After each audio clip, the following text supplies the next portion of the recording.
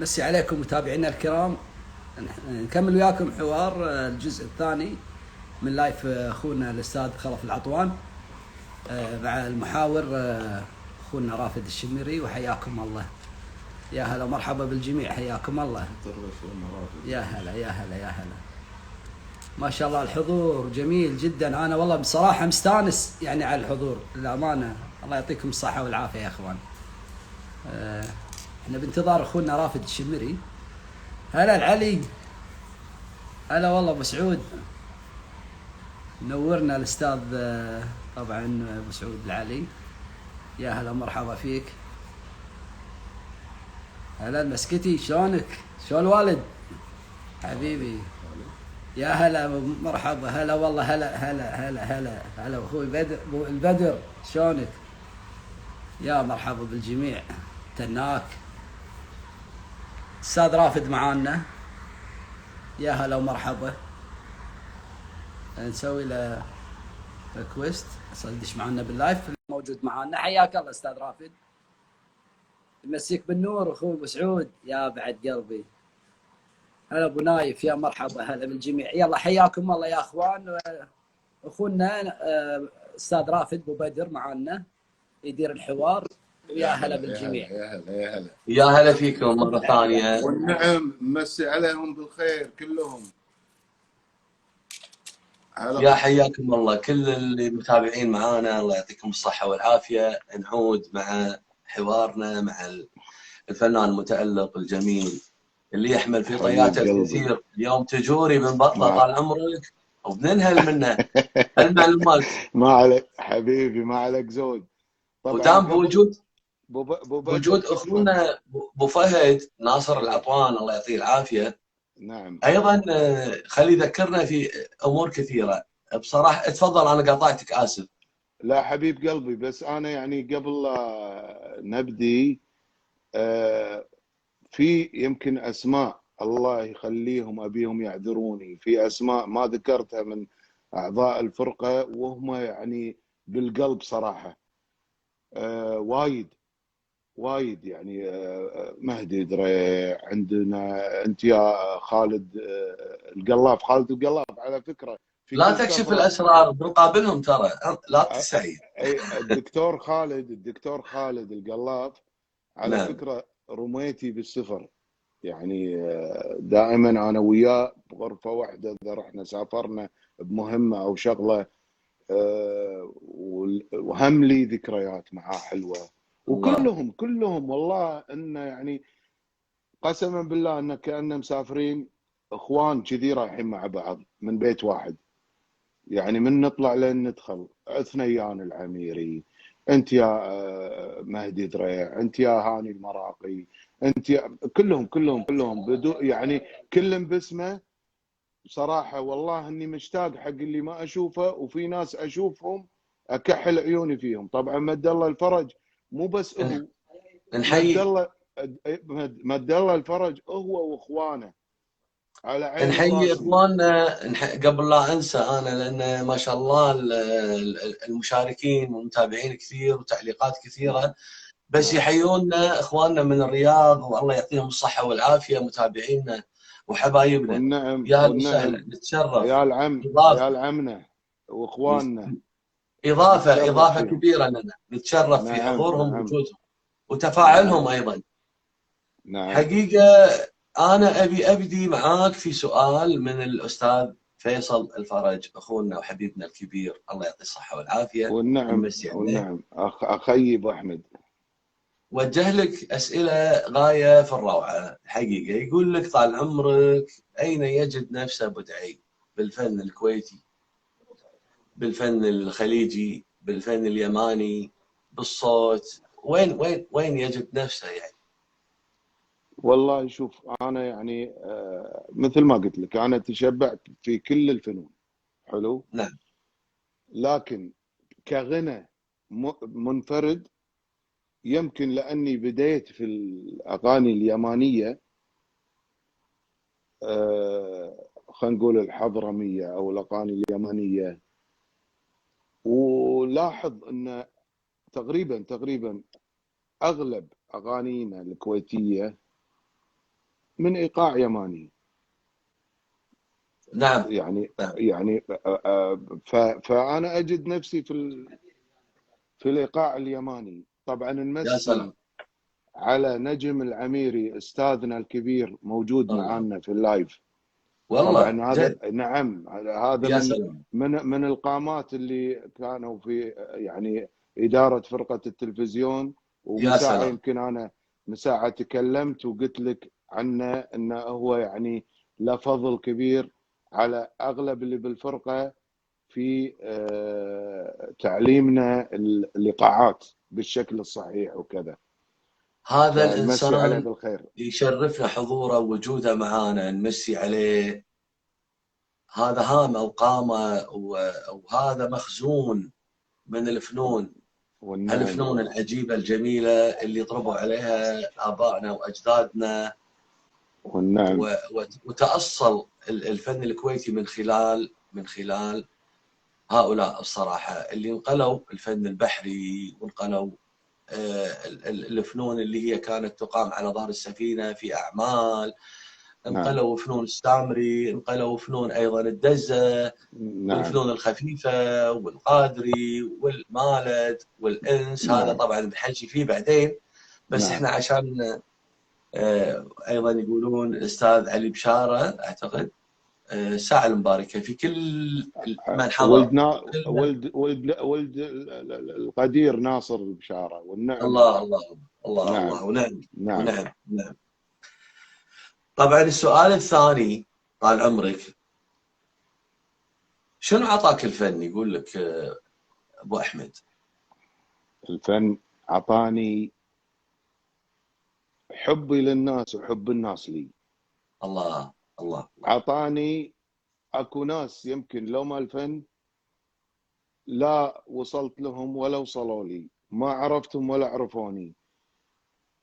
يعني بقول قصة هي تقيس هذا كله. في سنة 2014 أنا مودي بنتي تدرس برا في بريطانيا، بمنطقة اسمها يورك، حلو. قريبة يمكن على ليفربول، قريبة كذي يعني. المنطقة منطقة صغيرة. وتدري إذا أنت يعني بنتك توها رايحة سنة أولى، خلينا نتكلم، خوفك عليها كأنها توها بالروضة. اكيد. فشنو اسوي؟ اخذها واوديها للمعهد واخليها تدش، وانطرها باقرب قهوه، اشوف الله الساعه كم تطلع علشان ارد اخذها. الله فناطرها عند المعهد على اساس من تطلع من الباب تلقاني ما تضيع. يعني كذي كان تفكيري يعني، مع انها هي ما شاء الله عليها وتفهم وتعرف وتدل وكذا، بس كذي خوفي عليها. اكيد ف اكيد. وانا واقف يعني واحد يقول لي السلام عليكم خلف العطوان. الله الله. اي والله. قلت له اي نعم. كان يقول لي ما عرفتني. قلت له عرفني بنفسك. كان يقول لي معاك محمد الفارس. نعم. قلت له والنعم. الفارس الكويت ولا الفارس السعوديه؟ كوني انا اعرف من الفارس بالسعوديه. اي نعم. كان يقول لي لا يبا انا بالكويت. هذا الحكي ب الله. 2014. قال لي تذكر سنه 93 في شاليه الدويش، يا سلام. كان موجود فيصل الفرج معانا، الله يمسيه بالخير، وكان موجود عادل الرويشد معانا. الله. احنا كنا المطاربه اللي نغني. قال تذكر كيت كيت كيت، وكنت انت جيت طلبت منك اغنيه وغنيتها لي.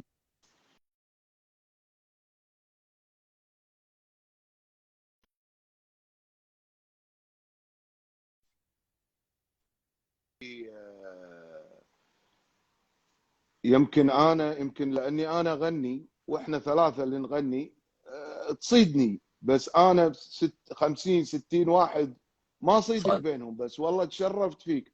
صاد. قال انت يعني قلت لي كلمه يوم انا بغيت اغني، يوم بغيت طلبت الاغنيه، حطيتك بمخي والله ما انساك.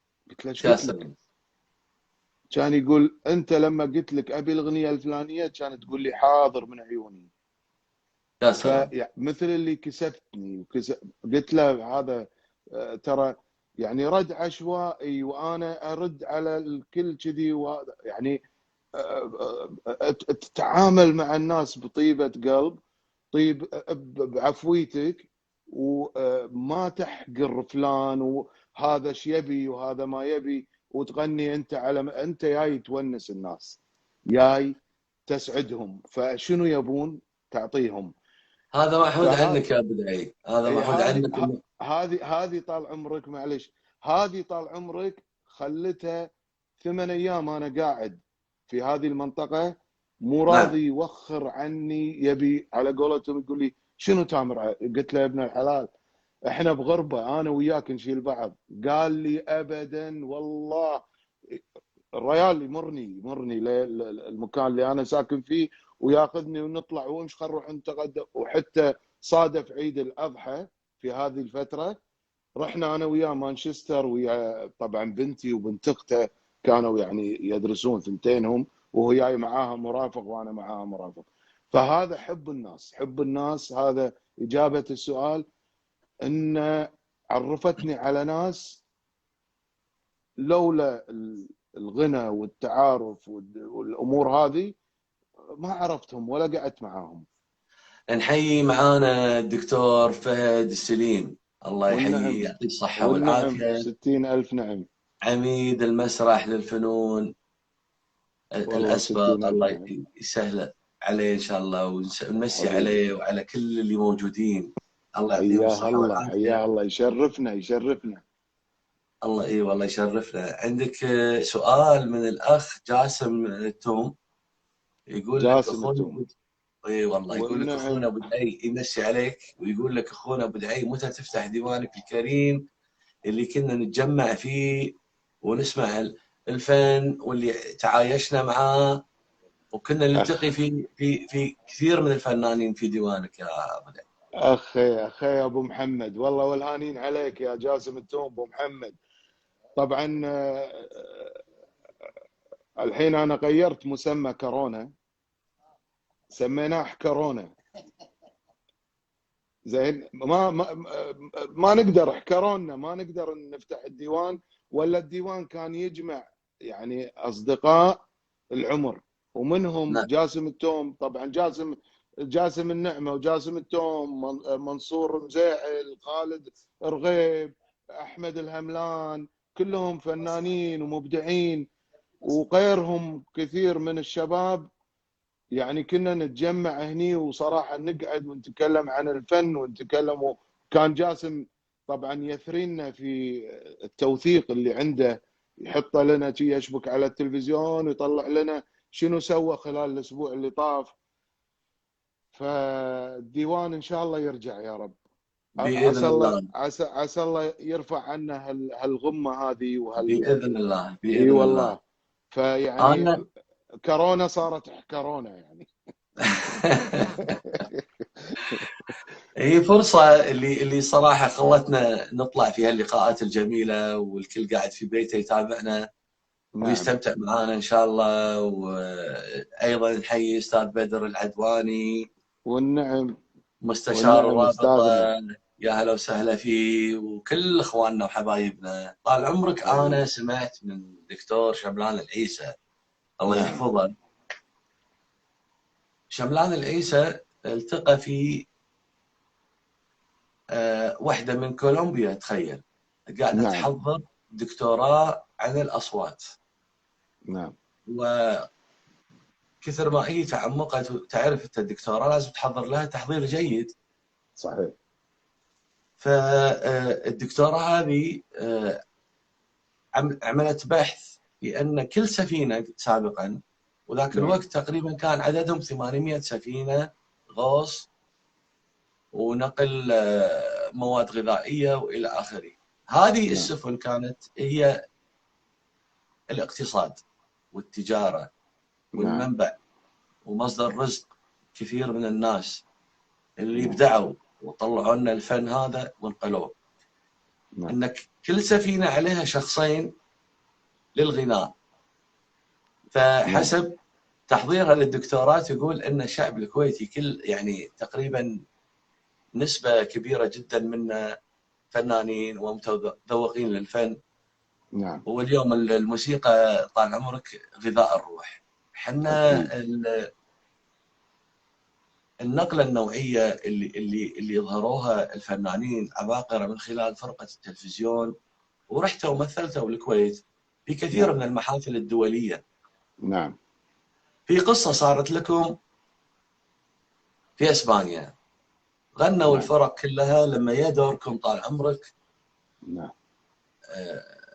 وخلصتوا فقرتكم تقريبا كانت ساعه او ما ادري ايش كثر الوقت، نعم وجيتوا بتركبون الباص ردوكم. صحيح اي صحيح. نعم. حكينا عن الموضوع الجميل هذا صراحه. طبعا هو اكثر من موقف واكثر من شغله. كنا في سنه 92 في طبعا منطقه اسمها سيفيليا او اشبيليا احنا نسميها يعني العرب. نعم كان في معرض اكسبو هذا.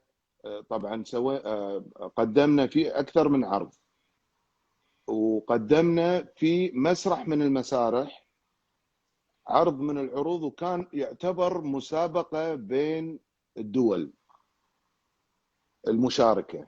فكانوا 27 دوله مشاركه، سووا مسابقه. اكتشفنا عقب وهم يتكلمون وكذا، طبعا يتكلمون اسباني وما اعرف ايش، وكان ترجمه وكذي. لقينا ربعنا الاداريين وكذا قاموا يصرخون ويطامرون. شنو كان يقولون؟ طلعنا المركز الاول. الله الله الله الله الله. فرقه تلفزيون الكويت طلعت بالمركز الاول. والسبب شنو؟ يا ان سلام. عندهم الفرقه نفسها اعضائها هم اللي يغنون، وهم باصواتهم قاعدين يظهرون الموسيقى والاتوان، وهم اللي قاعدين يتحركون، وهم اللي قاعدين يعزفون لقاعات. يا سلام. وكان في تناغم بهذا كله، لذلك هم طلعوا بالمركز الاول على الله الله. 27 دوله. فعلا سهلون. والحادثه الثانيه اللي هي كنا احنا قاعدين نعرض. طبعا كل فرقه تعرض مده ساعه. جينا احنا عرضنا، طبعا اعطيناهم كذا لون من ضمن الالوان.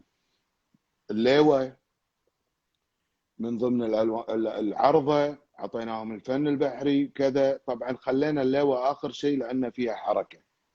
اي نعم. فيومينا بنمشي بنصعد الباص، خلاص خلص وقتنا، ما خلونا نمشي.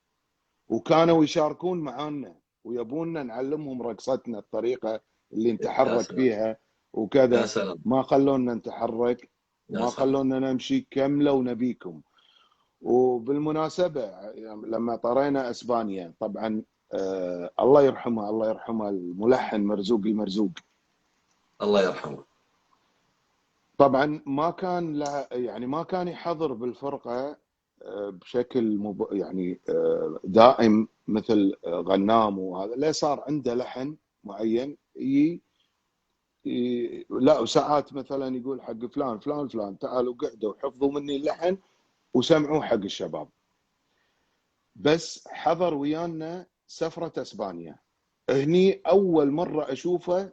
لما دشيت الفرقة اول مرة يشوفني هو واشوفه والتقي معاه. تخيل بالطيارة. الله. احنا كانت طيارة خاصة، فكانوا هم قاعدين قدام كذي مثل الديوان كذي، واحنا قاعدين يعني اللي وراهم، الكابينة اللي وراهم. فجيت وقفت كذي، طليت سلمت عليهم. طبعا كلهم يعرفوني الا هو. منو قاعد يمه؟ طبعا مرزوق المرزوق الله يرحمه، كان شخصية تخرع. فاللي قاعد يمه رئيس الفرقة ابو فيصل الله يذكره بالخير، احمد القطامي. كان يقول له منو هذا؟ كان يقول له هذا فنان جديد داش معانا، لكن داش جاهز مجهز، الله ما الله. يحتاج تدريب. فعلى طول شهاده خذناه هذه، معانا. شهاده من اخونا نيم الحميد. من اخونا احمد القطامي ابو فيصل. ونعم. طبعا مرزوق المرزوق ما قال له ايه لا زين ما ادري شنو، طالعني كذي كان يقول يبين بعدين. يعني عرفت اللي حسيته استاذ الناظر يعني. شوف فسبحان انا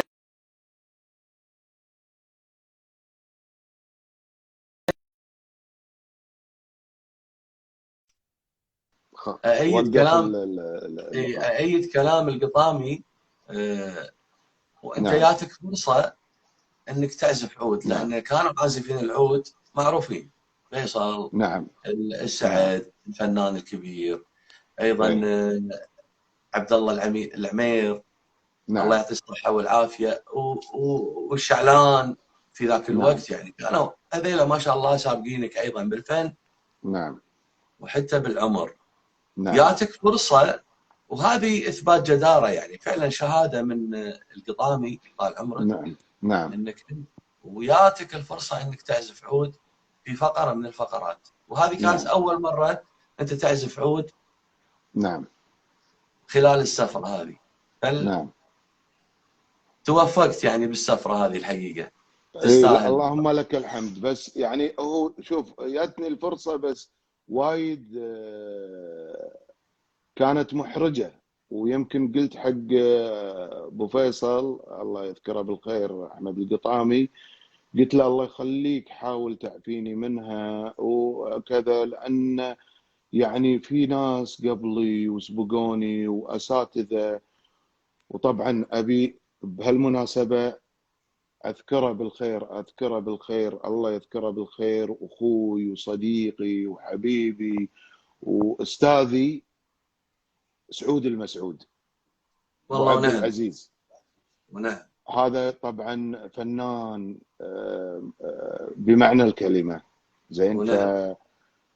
فانا يعني هذا اللي خلاني ارفض اني انا اصعد على المسرح وسعود المسعود موجود.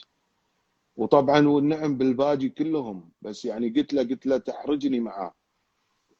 لان انا يعني على قولتهم العين ما تعلى على الحاجب، وانا ما اتكلم. حتى يقول لي ما يخالف حتى لو هو موجود انت بعد ابيك تصعد. فقلت له ما يخالف، خلني في اي مناسبه ثانيه بس لا تحرجني الان، الله يخليك. انا فدائما احنا قصدت على قولتهم انا قصدت نبدي غيرنا. من نعم هالسؤال طال عمرك، نعم قصدت من هالسؤال اني ابى اوصل رساله لحبايبنا الفنانين الان اللي وراهم مشوار طويل. نعم احنا لما قلنا حوارنا غير تقليدي بنظهر نعم هذه الامور، شوف الاحترام وشوف التواضع طول وشوف لي ان عمرك التعاون، روح التعاون، يعني ما حبيب كان في حبيب. غيره، نعم ما كان في حسد، ما كان في ان اكيد انا والله اكيد. لازم انا نعم اللي اظهر ولازم انا اللي كذا، كنت واحد يقدم نعم الثاني على نفسه. نعم نعم طبعا هذا طبعا. التعاون ما هي من نعم فراغ ابو دعي، اكيد اكيد. واصلوا فيكم ابهاتكم والاولين الله يعطيهم الصحه والعافيه حقيقه، اكيد اكيد طبعا. الصلاه. ولذلك ترابط بين الفرق اليوم الشعبيه، يعني احنا هذا مثال ترى انا قاعد اركز عليه يا ابو دعي. حكي لي نعم عن شلون ابهاتكم خلوكم، يعني قدموكم للفن وحببوكم نعم ببعض. ابيك تحكي لي عن القصه هذه، مهمه جدا، خلي يعني يسمعونها. في مواقف حلوه صارت قدامنا قدام عيننا من صغرنا نشوفها. يعني الوالد رحمه الله عليه كان الله يرحمه. يعني هو مثلا بالفنون يمسك الطبل البحري ويعني اكثر الفنون وكذا. فاذكر في حادثه يعني قدامي صارت ان كانوا يبون يدقون فن، اذا ما خانتني الذاكره فن نجدي يسمونه. نعم فهذا كان شويه صعب بايقاعها يعني. فعلا. فكان واحد من الشباب الله يرحمه توفى، الى رحمه الله. وكان فنان لأبعد الحدود بالإيقاع. بس يمكن في ذاك اليوم يعني ضيع شوية، ما يدري هذا الإيقاع شنو بالضبط أو كذا. فأذكر أنه كان رئيس الفرقة، هو كانت فرقة بن حسين، وكان في مناسبة أنهم جايين من أهل السعودية جايين وكذا. فرئيس الفرقه كان ماسك الطاره ويبي بيدشون بيغنون، يعني دشوا بالغنى، بس الطبل للحين واقف. فالتفت على الوالد قال له يعني قوم انقذ الموقف. الوالد ما قام خذ الطبل من يعني الله يرحمه صاحبنا، ما خذ منه الطبل، قعد يمه ولا احرجه ولا احرجه، قعد يمه وقال له كذي يصير وكذي يصير وكذي يدق وكذي يدق، لين خلاه يتذكر وخر عنه. الله. طبعا عقب ما شو اسمه قام حق الوالد حب راسه وقال له يعني مثل اللي انقذتني وانت طول عمرك استاذ من. فالكبار يشجعون بعض، واحد يشجع الثاني، يعني حتى لو مثلا غلط ما يقول له ويزفه قدام العالم وكذا علشان يفشله، لا، لانه اذا كذي اندقر مره خلاص يكره الفن. فهم لا، يبونه يتعلم، يبونه ليش هالمواقف للحين موجوده مع الاسف. اي لا، يعني الحين صار اليوم الغيره الفنيه بالضبط، الطنازه الحين ودنيا يعني ما هالشيء هذا طبعا ما تعلمنا عليه ولا جبلنا عليه ولا تربينا عليه. الحين بالعكس، شجع هذا وشجع هذا، حتى لو يغلط يمكن انه هو صوته خانه، يمكن انه هو مثلا ما كان اليوم موده مو زين، بس انه حتى لو هو بعد يعني نص ونص، لا تعطيه بالوي، اخذه على جنب وعطى نصايح مثلا. كلنا نخطئ. ابي اسمع بعد مواقف القائمين كانوا على الفرق الشعبيه وشلون كانوا يحضرون عروسكم، يعني عرسك مثلا، انا عندي موقف بس ودي اذكره. ترى مواقفي وايد مع جاسم النعمه انا. تقريبا قبل سنه او سنه ونص تقريبا، لا نعم. يعني الحين احنا من صارت كورونا صار سنه، فيعني خلينا نقول سنتين. جاني اتصال استدعونا انهم يبون مجمعين الاستاذ الكبير محمد السنعوسي، الله يذكره بالخير ويطول بعمره، والاستاذ الكبير اللي هو عميد الفن والفنانين شادي الخليج ابو علي، كانوا يبون نمسي عليهم بالخير والله يعطيهم طول العمر والصحه. وكانوا جايبين اللي شاركوا الشباب اللي كانوا في ذاك الوقت بال79 شاركوا في مهرجان او اوبريت مذكرات بحار. يا سلام، هذا كلمات الشاعر محمد الفايز. نعم. فلما تجمعنا وين؟ في ديوان الخرافي، وكان تصوير تلفزيوني وكذا، انهم يبون يستذكرون وكذا، ومن ضمنها طبعا قالوا لي تعال علشان انت تقول الصوت اللي هو احلى الليالي اللي انقال في هذه اللي انقال في هذا الاوبريت. ترى ودنا نسمع شويه يعني حتى لو بس والله مشكله انا لا جبت العود. مقطع صغير قاعد يعني. على اساس انه حوار، انا وعدت ترى قاعد يطلبون، مو انا قاعد يطلبون وانا متشوق. انا وعدتك ان شاء الله حوار ثاني اعطيك سمره كامله. يا سلام يا سلام، هذا وعد نسجله عليك ان شاء الله اقول لك. فانا يعني لما قعدنا بنقول احلى الليالي، طبعا انت قاعد تقول الصوت وتغنيه قدام صاحبه زين، وقدام يعني قدام ناس كبار. يا سلام يا سلام. فانا علشان لا انسى الكلمات وكذي، في دفتر صغير في كلمات كل الاوبريت موجود عندي، بطلت الكلمات وحطيتهم بيني وبين جاسم النعمه كان قاعد يمي. حلو. فوانا اغني بنص هذا الكوبليه الثاني ولا ينصك الدفتر. توهق البطل. طبعا انا محرج. طبعا سيده اشرت كذي، التفت انا اشر حق جاسم اقول له الدفتر سبحان الله كنا يدري، قام بطل الدفتر ولا على نفس الاغنيه، على نفس يا سبحان الله. هذا الكلمات. يا سبحان الله. هذا يعني بصراحه انقاذ اخذني. هذا. ساحر ما شاء الله عليه. بطل وكملنا وكذي، ومشت الامور اشوى الحمد لله، ولا تصوير يعني ودنيا وقاعدين وهم مندمجين، يعني مو وقته تعال رد وقف ورد شوت مره ثانيه يعني. يا سلام يا اي سلام. فشتناها شوطه واحده والحمد لله عدت. الحمد لله الحمد لله. طال يعني عمرك، بما انك ذكرت اخونا جاسم النعمه ابو احمد، ابو احمد آه، والنعم. ابو احمد يقدم لك سؤال، يقول لك ليش ما نزلت شريط؟ يمكن انا من ساعه قلت هذا في الفتره اللي كنت انا على قولتهم في قمه على قولتهم الداش بالمعمعه، اي نعم. اللي هي من اخر الثمانينات الى تقريبا اخر التسعينات. خلينا نتكلم، يمكن انا وقفت عن الغناء 2003، اني ما اطلع اماكن اشارك. الفن موجود والفن بدمي، واشارك الفرق واروح حق الفرق الشعبيه واوجب وكذا، واذا مثلا اقول لي اغنيتين هني اقول لي اغنيتين هني مثلا، بس اني اطلع انا كذي حفله كامله ولا كذا، وقفت من زمان على اساس يعني لظروف، صار يعني لظروف معينه، ظروف عملي وكذا وانشغالي وانه يعني تدري الواحد على قولتهم كان موظف عادي وصار مسؤول وترقى وكذا. بالتوفيق ان شاء الله يا ابو. بالفترة هذه مثل ما قلت لك كان يا طويل العمر الساحة تخرع، وانا ما اقول اني ما يعني انزل ولا ما نزلت. على فكرة يعني روتانا نزلوا لي اغنية، روتانا نادوني ونزلوا لي اغنية، مع تذكر كان يسوون كاسيت كذا مطرب.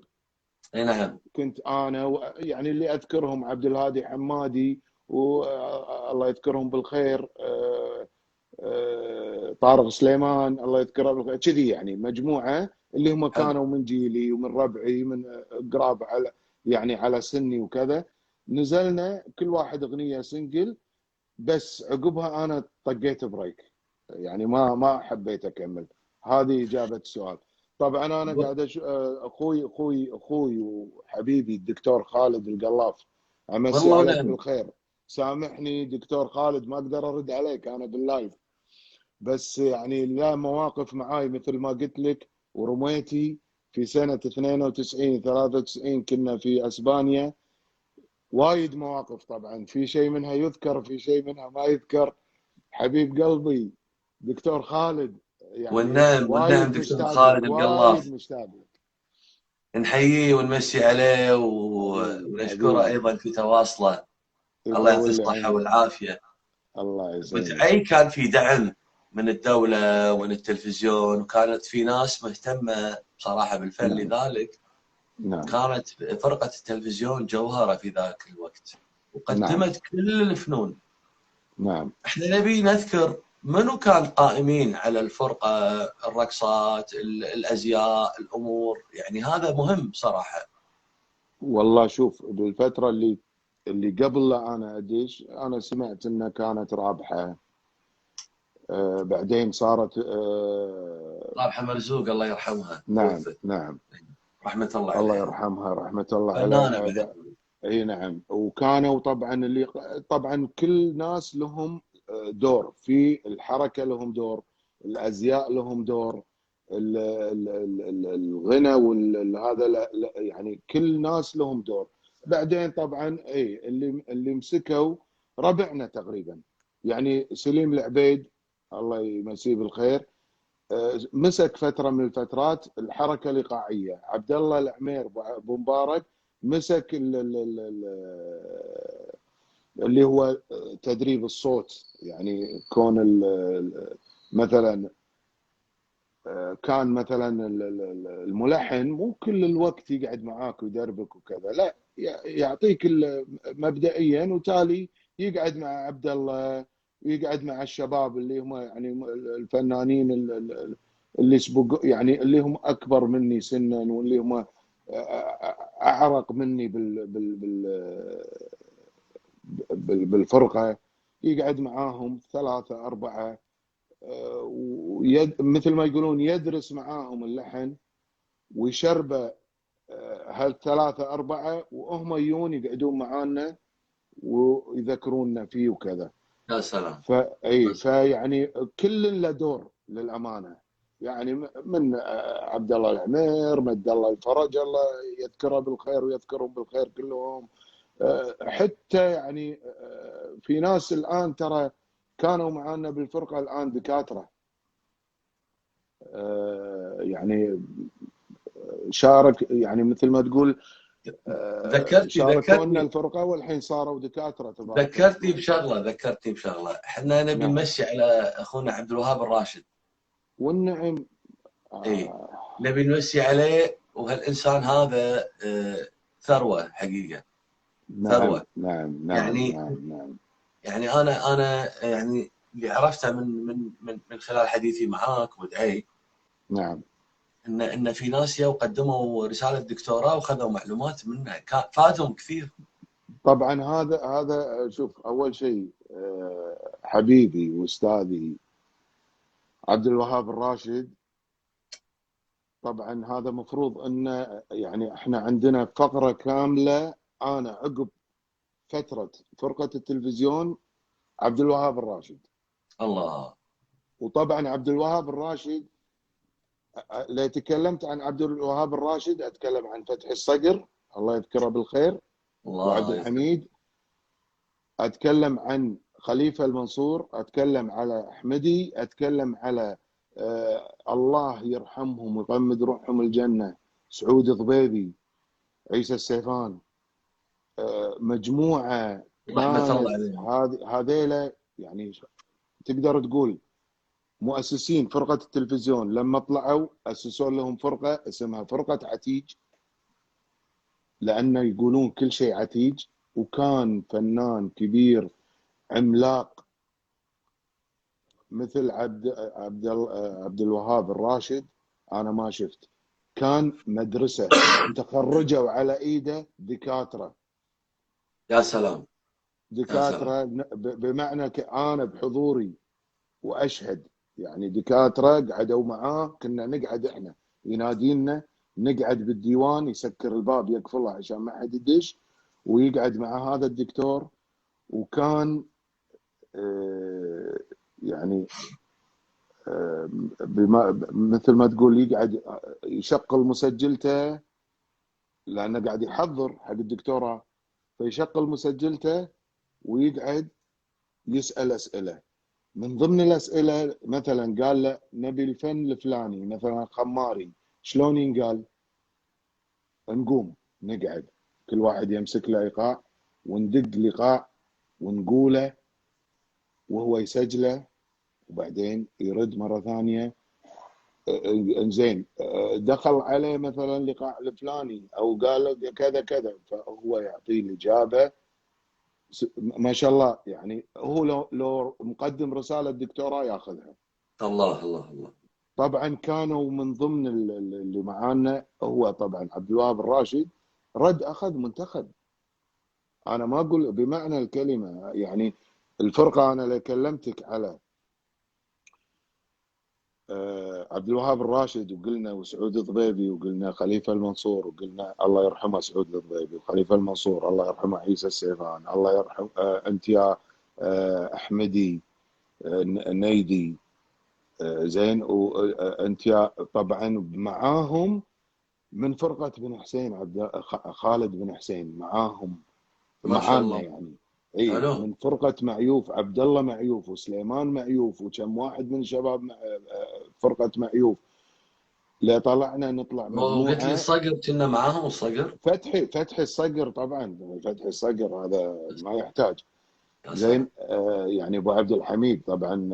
هو طبعا لو بعد لك الاسماء هذيلا، هم هذيلا اساسيين. قلت لك لو تكلمت عبد الوهاب الراشد تحط الاسماء هذه معاه يعني. يا زين، اللي سلام. هو فتح الصقر الله يذكره بالخير، والباقي يعني ما على اساس يعني الاسماء ما ارد اكررها.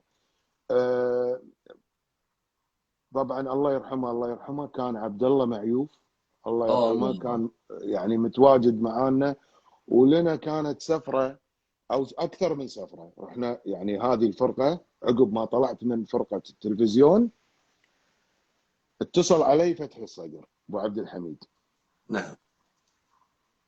سالني سؤال، قال لي انت طلعت من فرقه التلفزيون وموقف فن وكرهت الفن ولا لسبب؟ قلت له منو يكره الفن؟ الفنان ما يكره الفن، صح. ما يكره الفن، الفن ما ينكره، الفن بدمنا، بس ظروف عملي ما اقدر التزم بفرقه التلفزيون التزام دوام، ولازم تجي وبروفات وبشكل بالاسبوع 3 مرات وكذا، وانا دوامي شفتات وغيره وكذي. قال لي اذا تعال ديوانيه عندنا نبي نقعد معاك. جيت كان يقولون نبيك تدش معانا الفرقه، واحنا ما عندنا التزام، صار عندنا شغل طلعنا له، ما عندنا شغل ما عندنا دوام وغيره وكذي. شيء حلو، شيء حلو. اي، وهم يعني تتكلم انت رايح مع منو؟ مع مؤسسين فرقه التلفزيون، من المؤسسين اساتذه. اساتذه. طبعا هم اخذت منهم الكثير صراحه. قعدتي مع عبد الوهاب الراشد صراحه، لو رحت قعدت معاه سالته عن فن معين يعطيني معلومات يمكن انا ما كنت اتوقع انه يقولها لي. مثلا اساله سؤال محدد يشرح لي يخليني اشرب الفن. الله الله. اي يعني قلت لك يعني الله يطول بعمره، اللهم امين. ويعني طبعا امسي عليه بالخير، وايد انا مشتاق له، بس انا خايف عليه اني اروح له وفتره كورونا، يعني سبحان الله انتقال المرض وكذي، نعم نعم ولا نعم. الله يعني يحفظ، والله والهان عليه. اي الله والله عسى يحفظ الله يحفظه. الجميع. وان شاء الله اللهم احنا امين. باذن الله مثل ما وعدتنا اللقاء الثاني ان شاء الله راح يكون هو موجود، ان واللي شاء الله يا بعض رب. الاسامي اللي ذكرتهم اللي فعلا نتشرف نسمع منهم، يا ريت نسمع والله، منهم ودي انا هالفنون بس الجميله بس اللي ودنا نحافظ عليها ونستمر فيها. يا هذه ريت اللقاءات والله وهذه الحوارات طال اتمنى. عمرك نعم الهدف منها ان احنا نعم نأصل الفن الكويتي، هذا الفن اللي هو القوالب الغنائيات هي حجر اساس في نعم بناء الفن الكويتي وتطوره الى غايه اليوم. انا نعم. اشكرك ابو دعي من القلب، بعد روحي واشكر كل حبيبي، اللي تابعونا، حبيب قلبي، واشكر اخواني اعضاء رابطه فن الزمن الجميل. بعد عمري، شو كلهم على توجه اخر راسي، عسى الله كلمه؟ يحفظهم. وان شاء الله قلت لك يعني انت وعدتنا نلتقي في سمره ونتكلم بهالفنون الجميله وتجيب لنا هالعمالقه هذول اللي فعلا ودنا ننظف والله اذننا ونسمع. اقول هذيلا مو هم اجيبهم، هذيلا انا اروح لهم اي وعلى نعم. قولتهم يعني لي الشرف، لان هذيلا ناس، شو اقول لك، يعني انا اطلع واحد نقطه بحر من فنهم، يعني يا حبيبي يا حبيبي، اتكلم على هذا عبد الوهاب التواضع، هذا الراشد. التواضع اللي احنا هذه لا بالعكس، رساله، رساله حق بالعكس، اليوم اللي موجودين. بالعكس، اي واخروا الغيره والله. عنكم لا لا وارتقوا لا. بالفن وخلوا التعاون موجود. واليوم هذه هدف رابطتنا على اساس نظهر والله هذه الصور الجميله اللي السابقه واللي ترسخ فيها الفن ونبيها بعد نستمر. عمري، يا بعد رب يحفظ عمري، الجميع يا امين والكل امين يسلم امين. عليك، ومستمتعوا ان شاء الله يا بالحلقه بعد والحلقات عمري على الجايه. راسي، الكل على راسي، بعد عمري يا ابو انطرونا. بدر. وانت ما قصرت، لا خلا بعد ولا عمر. عدم، بعد عمر. ولقاء شيق معاك. وانا يعني بصراحه ما على قولتهم قعدتك وسوالفك ما تمل. حبيب حبيب. ويا رب يا رب الله يبعد عنا هذا المرض وهذه اللهم الغمة، امين. ونرد نجتمع من جديد. اللهم وطبعا امين. لك دعوة خاصة من القلب إن شاء الله، واتمنى من الله سبحانه وتعالى امين انه يشافي ويعافي اخونا الدكتور ابراهيم مشوطي ورده سالم غانم. امين امين. يعني اللي جمعنا وعرفنا على الاخوان الطيبين اللي يعني ينحطون على الجرح يبره، ورد على قولتهم لم شمل الفنانين. هذا اقدر اقول كذي. يمكن كل واحد لاهي بنفسه، لمنا كلنا بجروب واحد وسوى لنا رابطه وخلانا نطلع ما بجعبتنا. احييه انا، وان شاء الله يرد لنا سالم غانم يا رب. امين وشاكر امين يا رب كل مريض. العالمين. امين يا رب العالمين. تشرفت في اللقاء معك والحديث الله الشيق. يسلمك. كيف حافظتوا على هالفنون الجميلة ونقلتوها على لنا راسي حبيبي بأبهى حبيبي. صورة. والله كنا يعني لحد الآن أنا أشتاق، خاصة نعم أنا في الغربة الحين، أروح فرقة التلفزيون لأن أبي أطرب نعم نعم لأن شيء نعم تسجيل نظيف وكلمات واضحة. نعم. استمتعت معاك يا بعد وأضفت روحي الكثير من حبيبي المعلومات لي يا بعد راسي. وسلام حبيبي يا خاص ابو بدر حبيبي. لناصر الساعه العطوان بو المباركه فهد. هذا اذا يسمعنا يقول لك تحيه خاصه لناصر العطوان ابو فهد. حبيبي حبيبي. الشكر هذا موصول طبعا لكم هذا متابعينا، ومشكور جاسم النعمة دايم حبيبي تتحفنا بشخصيات جاسم عجيبة، وانطرونا كل أربعاء إن شاء الله. باذن تحية من الله. القلب. هذا جاسم النعمه طبعا الحين لازم ياخذ اللايف مني وينهي نعم اللقاء. شاكر لك اخوي ابو بدر على واستمتعت راسي معاك، والله عسى الله يطول بعمرك ويخليك. حبيبي سلمك. نشكر بداية عساك على القوة. تابعينا الكرام كل التحية والحب لكم، ما قصرتوا. وشكر خاص اخوي ابو بدر، بيض الله وجهك ما قصرت. يا جماعة شوفوا منو داش آخر شيء. الحين بغينا نختم داش يوسف الماس حبيبنا منورنا. الله. يوسف وينك يا يوسف؟ احنا بغينا نمشي جيت حبيبي. تحية لأخونا يوسف. تحية حبيبي ابو دعي حبيب قلبي بيض الله وجهك. حبيبي قواكم الله. انت اللي بيض الله وجهك ما قصرت حبيب قلبي. طبعا دعي صديق وبوسه لك يا ابو بدر. اي والله حبيب بعد عمرك. وجهك يا ابو بدر. مشكور على الحوار وجهك ابيض. وشكرا لاخواننا المتابعين كل باسمه يا اخوان اللي دشوا. الاخوان الاستاذ فيصل فري فناننا الجميل، الدكتور ابراهيم مشوطي، كل باسمه يا اخوان. يعني اعذروني اذا احد نسيت اسمه ولا شيء. الدكتور خالد القلاف، يعني ما شاء الله الربع اليوم كلهم، باسل يحيى، يوسف الماس، الربع كلهم موجودين. الله خير. تحيه لعيال الماس كلهم واليحيى. اي والله نعم اخواننا واهلنا. شاهد الله انا اشهد. اي والله استاذ رافد كل الشكر لك، ما قصرت على اداره الحوار. بيض الله وجهك وعساك بخير. انا خادم لكم بعد عمري. حبيبي سلام. حبيبي الله يحفظك. شكرا لمتابعينا ما قصرتوا، واتمنى ان تكونوا استمتعتوا باللايف. حبيبي يا حيو وحيا بعد قلبي. تسلم. شكرا لمتابعينا، عساكم على القوه وما قصرتوا. وان شاء الله يعني الخطه الجايه ان شاء الله راح تكون كل اربعاء نطلع مع فنان او شاعر او يعني اي شخص له في المجال الفني. وما قصرت. استاذ رافد مشكور على اداره الحوار بيض الله وجهك. نشكر اخوي ابو فهد. حبيبي الشكر موصول لكم والمتابعين كلهم. مشكورين على المتابعه. حبيبي مشكور ما قصرت على كرم الضيافه. بعد عمري بيتك ومكانك هذا ما يحتاج. انت اخونا الثالث بعد ما يحتاج. انا اشهد والله. الله يسلمك. كل الشكر لكم متابعينا وعساكم على القوه. تصبحون على خير. في امان الله.